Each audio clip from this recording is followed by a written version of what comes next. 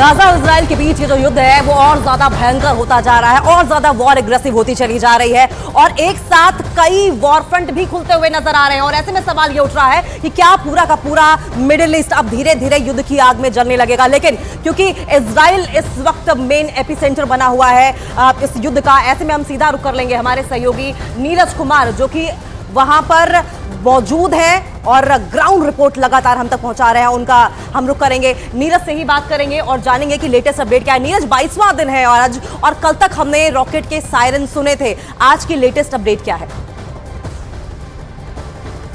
देखिए, अभी थोड़ी देर पहले जब आपसे बात हो रही है, महज 5 मिनट पहले एक रॉकेट छोड़ा गया हमास की तरफ से उत्तरी गाजा से इजराइल की सीमा के अंदर, यानी गाजा इन्वेलप, जिसे गाजा इन्वेलप यानी गाजा बॉर्डर से 7 किलोमीटर के अंदर की सीमा है, उस पर फेंका गया एक रॉकेट। पहला रॉकेट आज का है। लेकिन महत्वपूर्ण बात यह है कि शिफा अस्पताल को लेकर इजराइल सरकार आईडीएफ की तरफ से जो दावे अब तक किए जाते रहे उसके बारे में 2 सबूत दिया है। आईडीएफ ने 2 आतंकवादियों से पूछताछ के सबूत दिए जिसमें वो और नीरज, ये एक बड़ी खबर है, ये एक एक्सक्लूसिव खबर भी है जो आप पूरी दुनिया के सामने पहुंचा रहे हैं। किस तरह से हमास के आतंकी ने खुद कबूल किया कि शिफा अस्पताल के नीचे हमास का एक तरह से अब हेडक्वार्टर बन चुका है। पूरी प्लानिंग वहां से रची जा रही है जो हम पूरी दुनिया को दिखा भी रहे हैं, इस राज को फाश कर रहे हैं। लेकिन क्या और इससे जुड़ी जानकारी जो खुद आतंकी कबूल कर रहे हैं?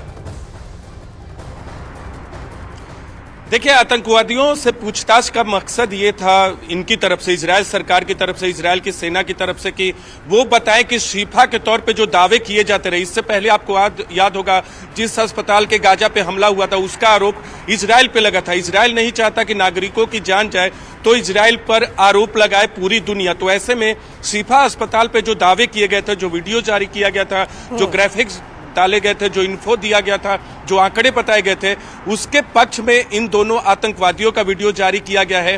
अंग्रेजी में उनसे दूसरी भाषा में बातचीत हो रही है, लेकिन अंग्रेजी में उसका ट्रांसक्रिप्ट दिया गया है जिसमें वो कबूल कर रहे हैं कि हमास के एक्टिविटी के तौर पे शिफा अस्पताल का इस्तेमाल हो रहा है। और आपको याद होगा कि ये भी बताया था कि सबसे बड़ा अस्पताल है। थोड़ी देर पहले हमने अपनी रिपोर्ट में भी देखा कि 1500 बेड है, इसके अलावा 4000 स्टाफ वहां काम करते हैं। तो कितना बड़ा अस्पताल है उसका अंदाजा लगा सकते हैं। गाजा का सबसे बड़ा अस्पताल है और उसे आतंकी ठिकाने के तौर पे इस्तेमाल करता है हमास।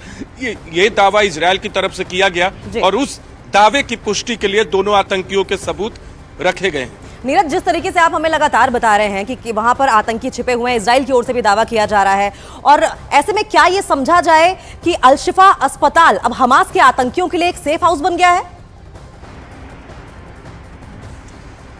देखिए, सेफ हाउस, बंकर, शेल्टर इस तौर पे इस्तेमाल करते हैं, लेकिन वहां आतंकी गतिविधियों में इस्तेमाल होने वाले सामान भी रखते हैं। अलग अलग बंकर है, वहां बड़ा अस्पताल है। उत्तर गाजा में बहुत तेज हमला कल से ही किया है इजराइल के आईडीएफ ने, और देखना होगा कि कब तक वो शिफा अस्पताल पे कब्जा करते, क्योंकि अभी जो आतंकवादी पकड़े गए उनका लोकेशन नहीं बताया गया कि वो पकड़े कहां से गए। गाजा से तो पकड़े गए, शिफा अस्पताल से पकड़ने का कोई दावा नहीं किया गया, लेकिन उस लोकेशन यानी शिफा अस्पताल का इस्तेमाल ये आतंकवादी और हमास करते होंगे, इस बात की जानकारी जरूर उन आतंकवादियों ने दी है।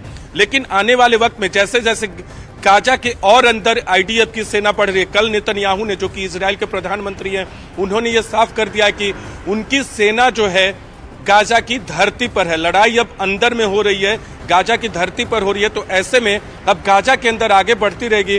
रॉकेट और मिसाइल कल तेल अवीव में दागे गए, आज एक पहला मिसाइल थोड़ी देर पहले दागा गया।